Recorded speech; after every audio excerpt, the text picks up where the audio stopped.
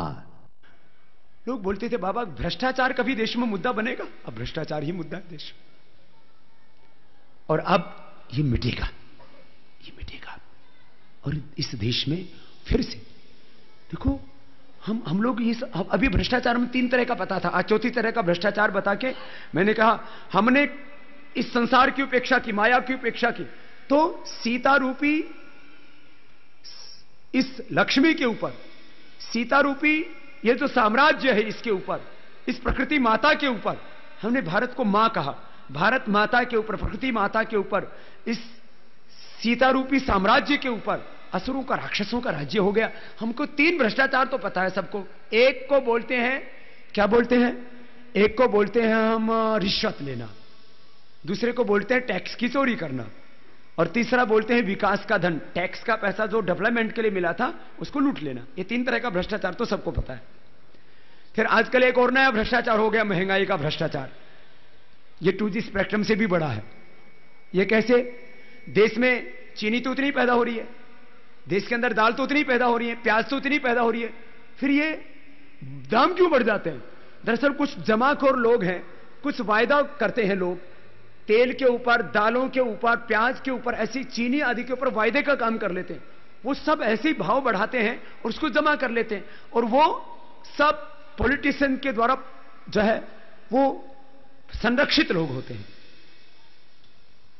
यदि आप इसको देखेंगे पिछले इन 5-7 सालों में ही, तो इससे गरीब मजदूर किसानों को कोई दाम नहीं मिला है, प्याज का, दालों का, या जो है इसका चीनी का। ये सब बीच में जो जमाखोर हैं, जो सट्टेबाज हैं, जो वायदा का व्यापार करते हैं, बड़े बड़े लोग हैं उसमें, वो लोगों ने जितना पैसा बनाया है वो करीब करीब होगा 5 लाख करोड़ रुपए कम से कम। कितना? और ये सब आम आदमी, मिडिल क्लास गरीब आदमी की जेब से गया। ये तो, लेकिन ये भी छोटा है। अब जरा 5वां सुनो, ये सबसे खतरनाक है। ये मैं समझता हूं आप सब दूसरों को भी बताना, और मैं तो आज हमारे श्रद्धे ठाकुर जी से भी कहूंगा ये अपनी कथाओं में भी बता। ये कथा क्या सुनाते हैं भाई? हमारी कथाओं में हम भगवान का चरित्र सुनाते हैं, और भगवान ने सबने क्या किया। और भगवान का चरित्र खाली सुनने के लिए नहीं होता है, वैसा करने के लिए होता है। हमारे सभी भगवानों का चरित्र ऐसा, उन्होंने पाप का, अधर्म का, अन्याय का, भ्रष्टाचार का खात्मा किया। एक शब्द में बोले तो यदि रावण नहीं होता, यदि कंस और दुर्योधन नहीं होता, तो भगवान राम और भगवान कृष्ण कथा कौन सुनता? ठीक है, वो तपस्वी थे, तपस्वी त्यागी तो थे, लेकिन दूसरा उनका सबसे ज्यादा उनकी कथाएं किस पर केंद्रित हैं? असुरत्व के संहार के ऊपर, देवत्व की विजय के ऊपर। जरा सुनना, ये तो बड़ा काम क्या है। सबसे ज्यादा कहां से लूटा? मैं बोलता हूं 300-400 लाख करोड़ रुपए लूट लिए। लोग सोचते कहां से लूटा।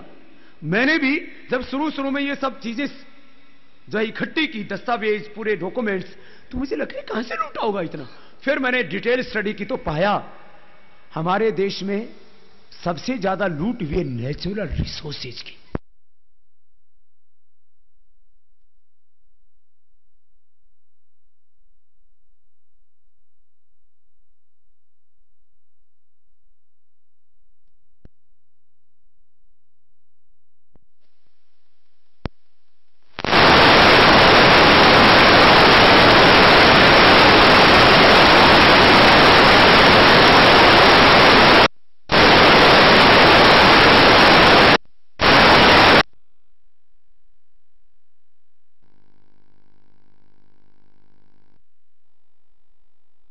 हमने पहली बार सुनी। 1000 करोड़ नहीं, 1000 लाख करोड़। 1 करोड़ भी नहीं, 100 करोड़ भी नहीं, 100 लाख करोड़ भी नहीं, 1000 लाख करोड़। यह इतना पैसा है। मैं आप दूसरी तरह से समझाता हूं। यदि 1 लाख करोड़ होता है, 1 लाख करोड़ में हम 1000 विश्वविद्यालय बना सकते हैं, और 1 लाख करोड़ में। और यदि हमारे पास में 1000 लाख करोड़, 100 लाख करोड़ हो, 100 लाख करोड़ रुपए हो, तो पूरे हिंदुस्तान को दोबारा खड़ा कर सकते हैं। सारा रेलवे, एयरपोर्ट, सब सड़कें टूट जाएं तो पूरा हिंदुस्तान को का पूरा इंफ्रास्ट्रक्चर कितने में खड़ा हो सकता है? 100 लाख करोड़ में। तो इसका 10 गुना है कोल रिजर्व। और ये पूरा का पूरा मैं तो डिटेल रखता हूं, ऐसे कोई ये जो है ना, मतलब ये जो है एक एक चीज की डिटेल स्टडी मेरे पास में रहती है। अभी मैं आपको बता देता हूं, चलो। ये कोल रिजर्व है हमारे देश के अंदर 276.8 बिलियन टन, और लोहा हमारे पास में रिजर्व है 15.15 बिलियन टन, ये तैयार। इसमें क्योंकि 65% हमारे यहां विश्व का सबसे ज्यादा शुद्ध लोहा मिलता है। तो इन दोनों, लोहे की कितनी कॉस्ट है?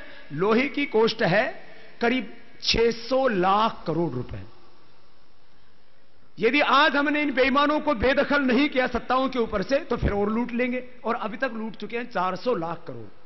यदि ये पैसा हिंदुस्तान को वापस मिल जाए, 300 लाख करोड़ ही मिल जाए, 100 लाख तो अपने देश में ही जमा है, तो 300 लाख करोड़ मिल जाए हिंदुस्तान को, तो एक जिले को डेवलपमेंट के लिए मिल जाएगा 50,000 करोड़ रुपए। कितना? एक जिले को 50,000 करोड़, एक गांव को करीब 100 करोड़। तो एक गांव में 100 करोड़ लगेगा तो गांव सड़क बनेगा कि नहीं? तब चलो, अब अंतिम बात कह रहा हूं। 2011, 12, 13 जागरण का समय है और परिवर्तन का समय है। अब एक भी भ्रष्ट और बेईमान को, एक भी असुर को, राक्षस को अब लोकसभाओं में नहीं पहुंचने देना है। ऐसा भारत बनाना है, और 2020 तक भारत को विश्व की आर्थिक महाशक्ति बनाना है। यह काम करना है। तो फिर आज भारत कहां खड़ा है? अपनी तुलना करते ना जब दूसरों के साथ। आज आईएमएफ में हमारी कुछ नहीं चलती है। आईएमएफ हमारे रुपए को गिनता है 1 और अमेरिका के गिनता है 50। हमारी 50 रुपए की चीज 1 रुपए में ले लेता, अपने 1 रुपए की चीज हमको 50 रुपए में दे देता है। ये सब व्यापार वाले जानते हैं इस बात को।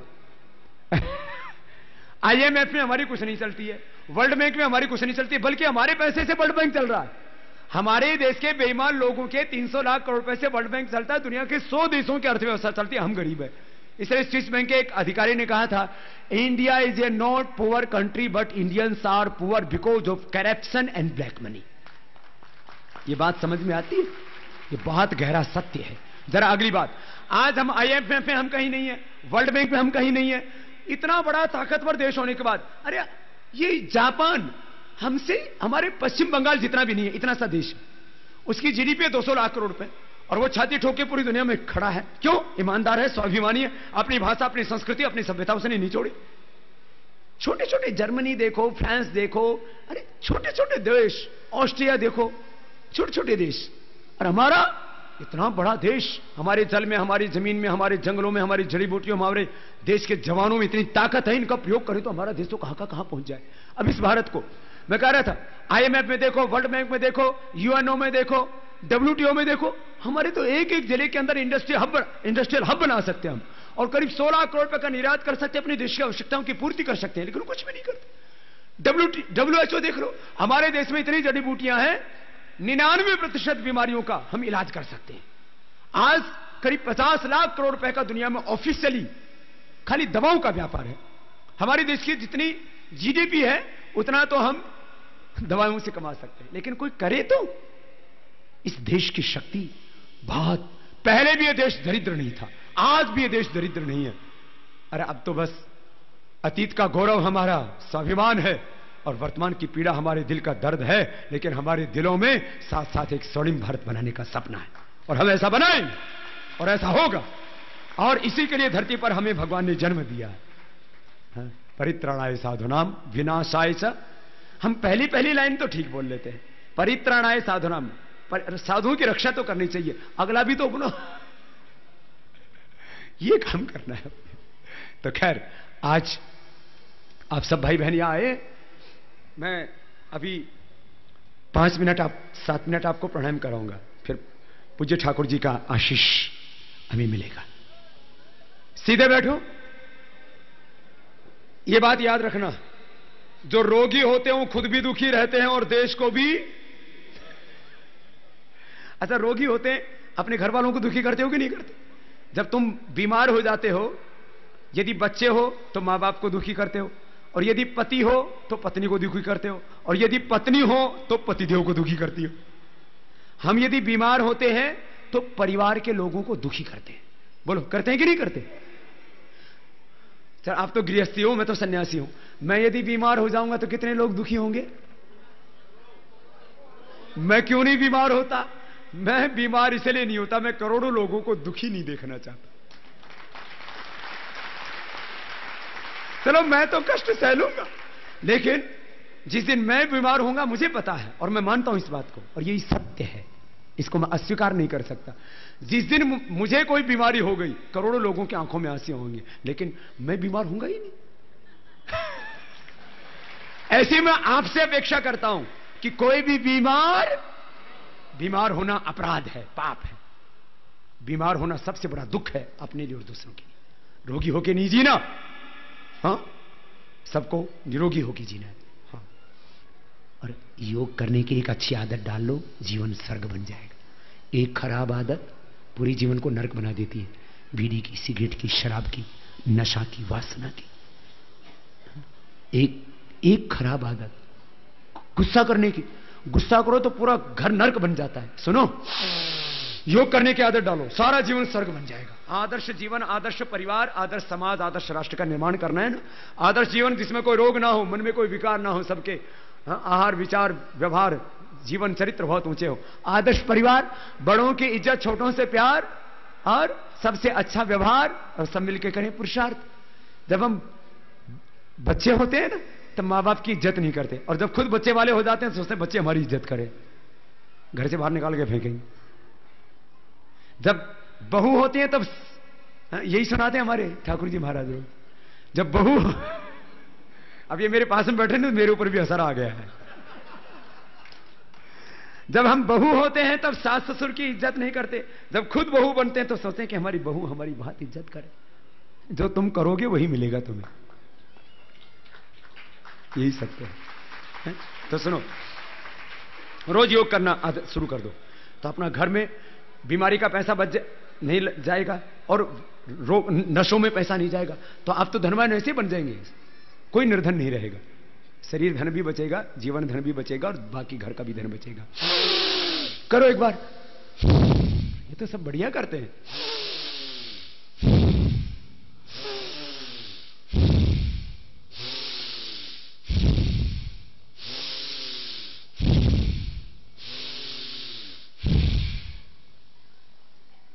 ये तो अच्छा करते हैं, इसी रिदम से करना, बंगाली स्टाइल से मत करना।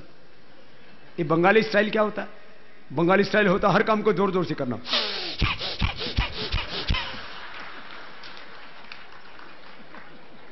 बंगाली लोग बोलते हैं तो ऐसे नहीं बोलते, चलो चलो नहीं बोलते, चलो चलो। करना है तो बोलते करो नहीं, करो करो।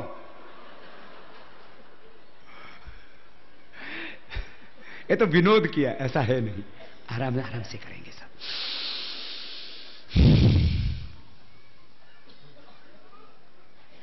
दूसरा कपालभाति,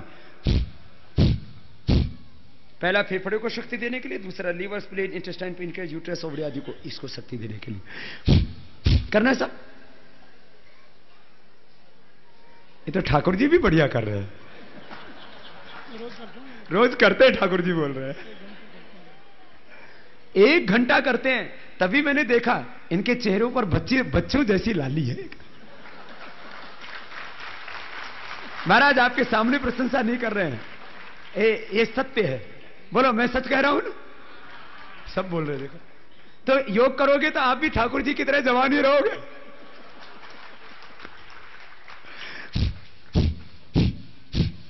बहुत जबरदस्त है, रोज करना है सबको। ये तो सभी अच्छा कर रहे, करो।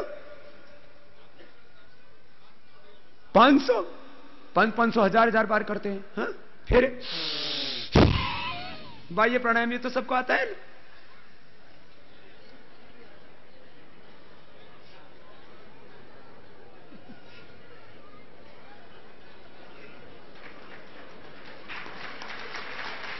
बोले बाबा जी आ तो गया, लेकिन अभी पूरा जाता नहीं है। क्योंकि थोड़ा अभी जिनको कैंसर आदि है, कैंसर है, असली है, और बड़ी बीमारी है ना, डिजेनरेशन बॉडी में कहीं पर भी हो रहा है, मतलब पूरा शरीर जर्जरित हो चुका है, तो आधा घंटा कपालभाति, अनुलोम विलोम करना, आपको नया शरीर मिल जाएगा। एकदम पक्की बात बता रहा हूं। हमारे भाई बैठे हैं इधर भी, एक भाई को